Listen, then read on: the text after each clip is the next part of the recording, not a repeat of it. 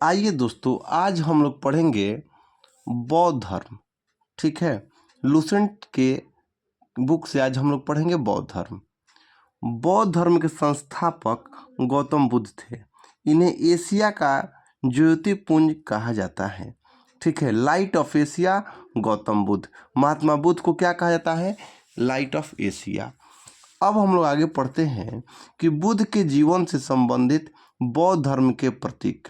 देखिए दोस्तों, आप एक बार यदि पूरा वीडियो देख लेते हैं तो एक बार ही देखना है। यदि नहीं याद होगा तो जीवन में आप दोबारा नहीं देखिएगा हमारे वीडियो को।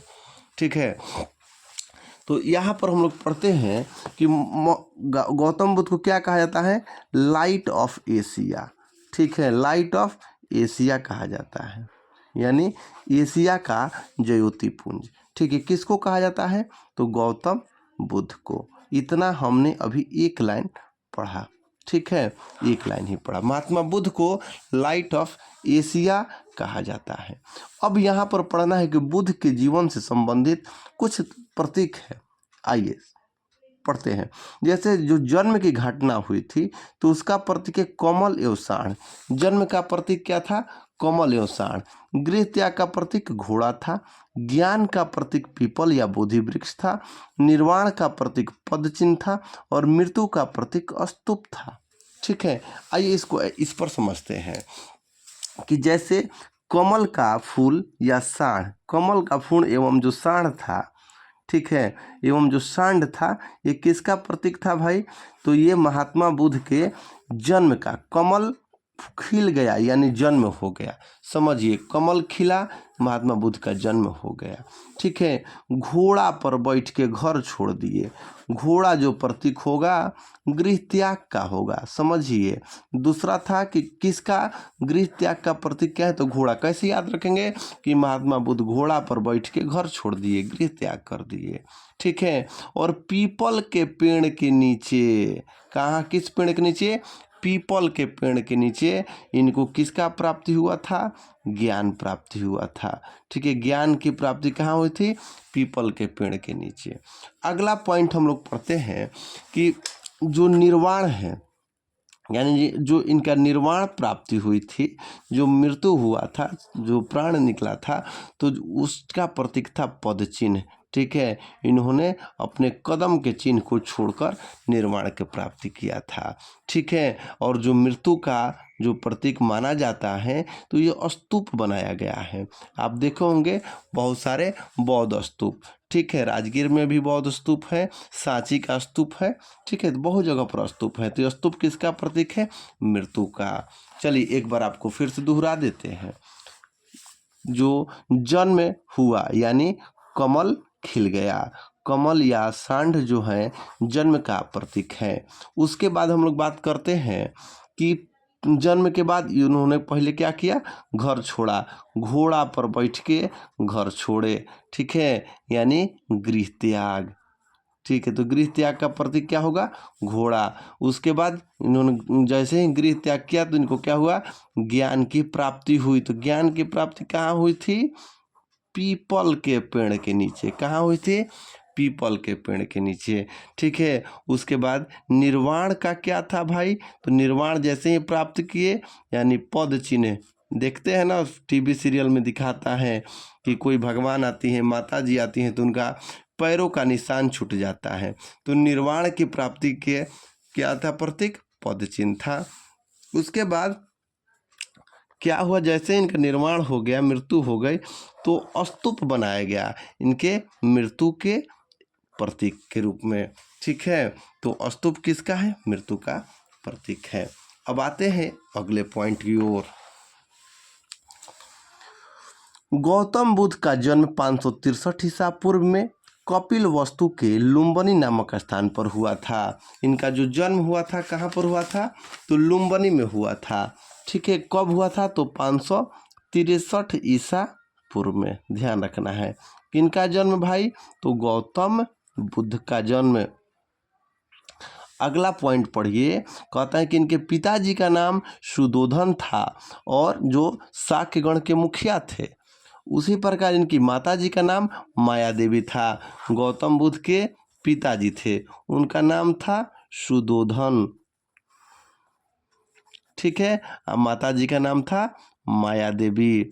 गौतम बुद्ध के पिताजी का नाम था सुद्धोधन और माता जी का नाम था माया देवी। अब माया देवी का जो मृत्यु हुआ था इनके जन्म के 7वें दिन ही हो गया था। याद रखना है कि जो गौतम बुद्ध की माता जी थी इनका मृत्यु इनके जन्म के 7वें दिन पर हो गया था।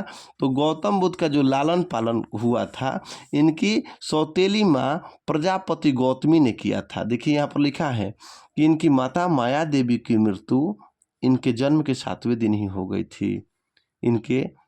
इनका लालन पालन सौतेली माँ प्रजापति गौतमी ने किया था। ठीक, तो अब हम लोग जान गए कि जो प्रजापति गौतमी थी, ठीक है, इनकी सौतेली माँ थी। यानी आपसे कोई पूछेगा कि सौतेली माँ, ठीक है, सौतेली माँ। अब यहाँ पर समझिए महात्मा बुद्ध का जन्म कब हुआ था? 563 ईसा पूर्व में हुआ था। ठीक है। इनके पिताजी का नाम सुद्धोधन था जो शाक्य गण के मुखिया थे। किसके मुखिया थे? शाक्य गण के मुखिया थे। इनके माता का नाम माया देवी था जिनके मृत्यु इनके जन्म के 7वें दिन ही हो गई थी। और तब इनका पालन पोषण कौन किया था? इनकी सौतेली माँ प्रजापति गौतमी ने किया था। आते हैं अगले पॉइंट में। गौतम बुद्ध का विवाह 16 वर्ष की अवस्था में यशोधरा के साथ हुआ था। इनके पुत्र का नाम राहुल था। और यहाँ पर लिखा है इनके बचपन का नाम सिद्धार्थ था। गौतम बुद्ध के बचपन का नाम सिद्धार्थ था, ये सभी को पता है। आइए, कह रहे हैं कि इनका जो विवाह है, थोड़ा विवाह पर चर्चा कर लेते हैं। गौतम बुद्ध का विवाह बहुत जल्द हो गया था, यानी 16 वर्ष की उम्र में हो गया था। समझिए, इनकी पत्नी, जो विवाह हुआ तो पत्नी आई होगी, उसका नाम क्या था? यशोधरा। ठीक है, गौतम बुद्ध की पत्नी का नाम क्या था? यशोधरा। और उनके एक पुत्र हुआ था, उसका नाम था राहुल। राहुल नाम क्यों रखे थे? जैसे इनका पुत्र हुआ तो उसका नाम राहुल रखे और बोले कि राहुल का अर्थ होता है एक और बंधन, हमको फंसाने के लिए एक और बंधन आ गया। ठीक है, यहाँ पर बात करते हैं। देखिए, यशोधरा से आपको याद दिला देते हैं कि महावीर की जो पत्नी थी, महावीर, उनकी पत्नी का नाम था यशोदा। ठीक है, गौतम बुद्ध की पत्नी का नाम, ठीक है, यशोधरा। यशोधरा। और वहीं आपके मोदी जी के पत्नी का नाम क्या था भाई? तो यशोदाबेन। ठीक है, प्रधानमंत्री हमारे नरेंद्र मोदी के पत्नी का नाम यशोदाबेन। चलिए अब हम लोग आगे के पॉइंट को पढ़ते हैं। कह रहे हैं कि सिद्धार्थ जब कपिल वस्तु की सैर पर निकले तो उन्होंने 4 दृश्यों को क्रमशः देखा। क्या क्या देखे भाई? पहला में देखे बूढ़ा व्यक्ति, दूसरा में देखे एक बीमार व्यक्ति, तीसरा में 100 और एक सन्यासी। इन्होंने 4 चीज देखा एक बूढ़ा व्यक्ति,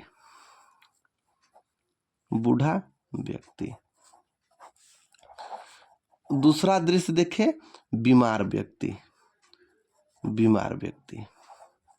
ठीक है। और तीसरा में देखे कि बीमार व्यक्ति की, समझिए, बूढ़ा व्यक्ति था, फिर बीमार व्यक्ति था, फिर एक 100 देखे, ठीक है। और चौथा में इन्होंने देखा एक सन्यासी।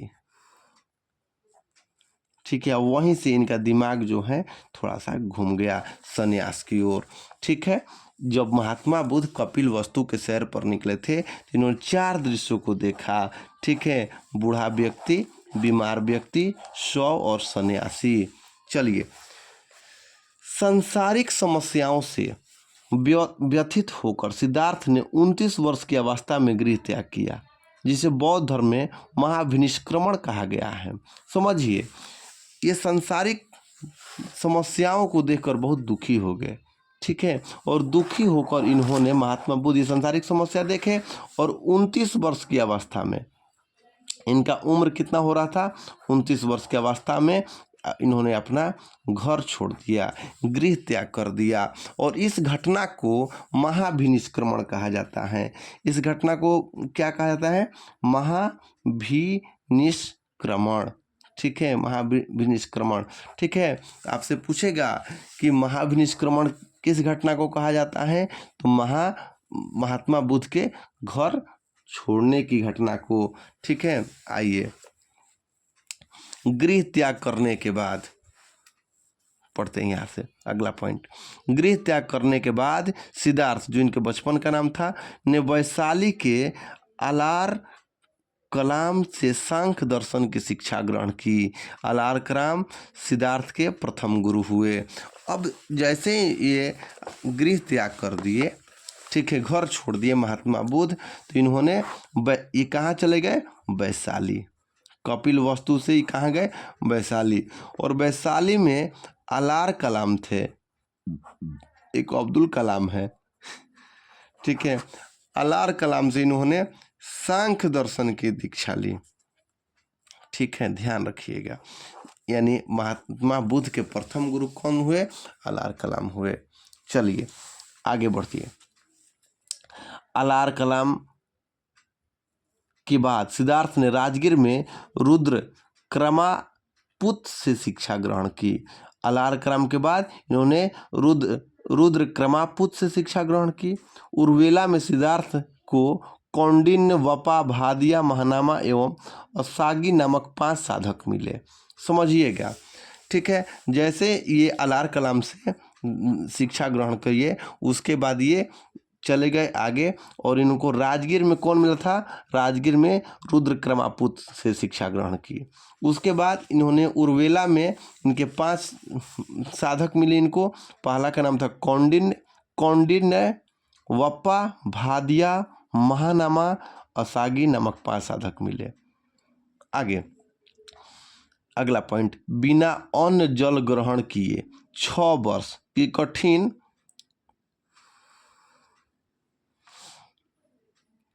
तपस्या के बाद 35 वर्ष की आयु में वैशाख की पूर्णिमा की रात निरंजना फल्गु नदी के किनारे पीपल वृक्ष के नीचे सिद्धार्थ को ज्ञान प्राप्त हुआ। अब यहाँ पर पढ़ना है कि बिना अन्न जल ग्रहण किए इन्होंने 6 वर्ष की कठिन तपस्या की और 29 वर्ष में घर छोड़े थे, ठीक है, 29 वर्ष में घर छोड़े थे और 6 वर्ष तपस्या की, यानी इनका उम्र हो गया था 35 वर्ष। 35 वर्ष की आयु में वैशाख पूर्णिमा यानी अप्रैल में वैशाख पूर्णिमा की रात निरंजना यानी फाल्गु नदी के किनारे पीपल वृक्ष के नीचे सिद्धार्थ को ज्ञान प्राप्त हुआ। ज्ञान प्राप्ति के बाद सिद्धार्थ बुद्ध के नाम से जाने गए। वह स्थान बोध गया कहलाया, जो अपने बिहार में स्थित है। बुद्ध ने अपना प्रथम उपदेश सारनाथ यानी ऋषिपत्तनम में दिया था, जिसे बौद्ध ग्रंथों में धर्म चक्र प्रवर्तन कहा गया है। देखिए यहाँ पर लिखा है ना कि 6 वर्ष, तो लिखा है कि अद्भुत भारत लेखक A.L. बासम के अनुसार 49 दिनों की तपस्या के बाद बुद्ध को ज्ञान प्राप्ति हुई थी। थोड़ा सा अब हम लोग इस बात को रिकॉल करते हैं, समझिए। महात्मा बुद्ध को 6 वर्ष की कठिन तपस्या के बाद 6 वर्ष की तपस्या किए, तो इनको कहाँ? फल्गु नदी के किनारे, फल्गु नदी कहिए या निरंजना नदी कहिए, दोनों का एक ही नाम है। निरंजना नदी के किनारे कहाँ? पीपल के पेड़ के नीचे, पीपल के पेड़ के नीचे इनको ज्ञान प्राप्त हुआ। क्या हुआ? ज्ञान प्राप्त हुआ, ठीक। कौन सा दिन था भाई? तो वैशाख का दिन था, वैशाख पूर्णिमा, ठीक है। वैशाख पूर्णिमा के दिन महात्मा बुद्ध को, ठीक है, फाल्गु नदी के किनारे पीपल के पेड़ के नीचे इनको ज्ञान प्राप्त हुआ था। चलिए, ज्ञान प्राप्ति के बाद इनका पहले बचपन का नाम क्या था? ये सिद्धार्थ थे, और ज्ञान प्राप्ति के बाद इनका नाम क्या हो गया? बुद्ध हो गया, ध्यान रखना है। उसके पहले इनका नाम सिद्धार्थ था। और जैसे इनको ज्ञान प्राप्त हुआ तो ये अपना प्रथम उपदेश कहाँ पर दिए थे? सारनाथ में दिए थे, याद रखना है। सारनाथ का नाम था ऋषिपत्तनम। और ये जो प्रथम उपदेश दिए थे तो उसको कहा गया है धर्म चक्र परिवर्तन, धर्म चक्र प्रवर्तन, याद रखना है। घर छोड़ने की घटना को महाभिनिष्क्रमण। चलिए दोस्तों, इतना आप लोगों को याद हो गया होगा। अब अगला पेज हम लोग अगले वीडियो में बनाएंगे, तो एक बार आपको रिकॉल करा देते हैं। चलिए फटाफट 5 मिनट में। महात्मा बुद्ध को क्या कहा जाता है? Light of Asia, light of Asia किसको कहा जाता है? महात्मा बुद्ध को, ठीक है, एशिया का ज्योतिपुंज। उसके बाद कुछ प्रतीक हैं, कमल या साढ़, कमल एवं साढ़ किसका प्रतीक है भाई? तो जन्म का। जन्म हुआ, कमल खिल गया। घोड़ा पर घर छोड़ दिए, गृह त्याग, घोड़ा। ठीक है। उसके बाद पीपल के पेड़ किसका प्रतीक है भाई? तो पीपल का पेड़, ये इनके पीपल, बताइए बताइए बताइए, जल्दी बताइए। ज्ञान प्राप्त हुआ था, किस नदी के किनारे ज्ञान प्राप्त हुआ था? तो फाल्गु नदी के किनारे या निरंजना नदी के किनारे। कितने वर्ष की उम्र में ज्ञान प्राप्त हुआ था? 35 वर्ष की उम्र में ज्ञान प्राप्त हुआ था। चलिए, इनके निर्वाण का क्या प्रतीक था? मर गए थे तो इसका क्या प्रतीक होगा भाई? तो पदचिन्ह है। ठीक है। अब मृत्यु के प्रतीक में क्या बना? स्तूप बना। मृत्यु किसके प्रतीक में था? मृत्यु, स्तूप बना। अब आते हैं इनके थोड़ा पारिवारिक बैकग्राउंड जान जाते हैं। महात्मा बुद्ध जो थे, महात्मा गौतम बुद्ध लिखते हैं यहाँ पर, गौतम बुद्ध। गौतम बुद्ध के पिताजी का नाम क्या था? सुदोधन था। ठीक है। माता जी का नाम माया देवी था, जो इनके जन्म के 7वें दिन में ही इनके मृत्यु हो गया था। तो जब इनका मृत्यु हो गया था, माता जी का मृत्यु हो गया था जन्म कितने दिन बाद? 7वें दिन बाद। तो इनके लालन पालन कौन किया था बताइए? प्रजापति गौतमी। ठीक है। अब आइए, इनका विवाह कितने वर्ष में हुआ था? 16 वर्ष की अवस्था में। पत्नी का क्या नाम था? यशोधरा। ठीक है। एक इनका पुत्र भी था, पुत्र का नाम बताइए? राहुल। राहुल का मतलब क्या होता है? एक और बंधन।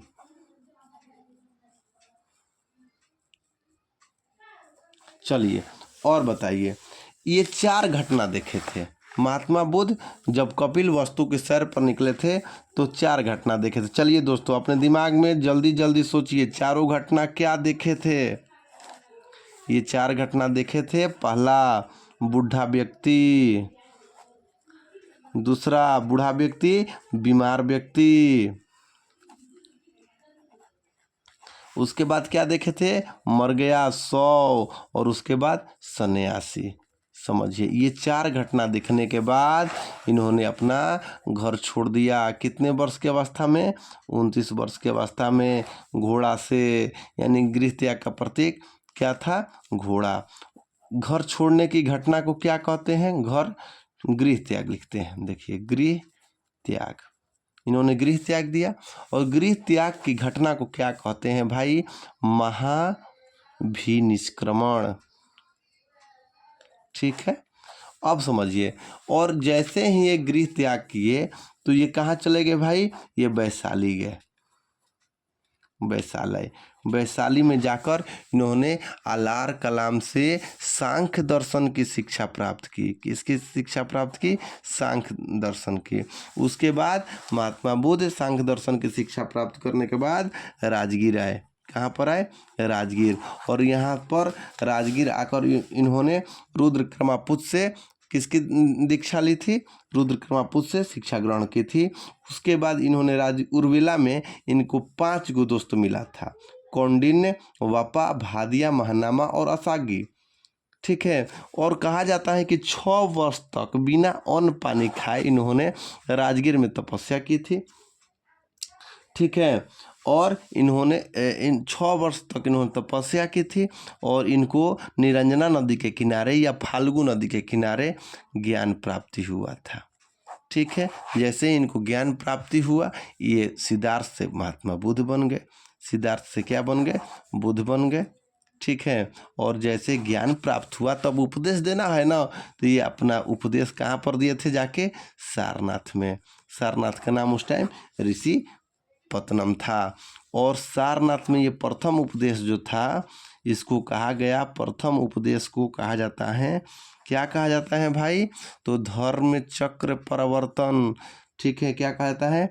धर्म चक्र प्रवर्तन। ठीक है। चलिए दोस्तों, आज के लिए इतना ही। अब हम लोग बात करेंगे इसके अगले वीडियो में। धन्यवाद।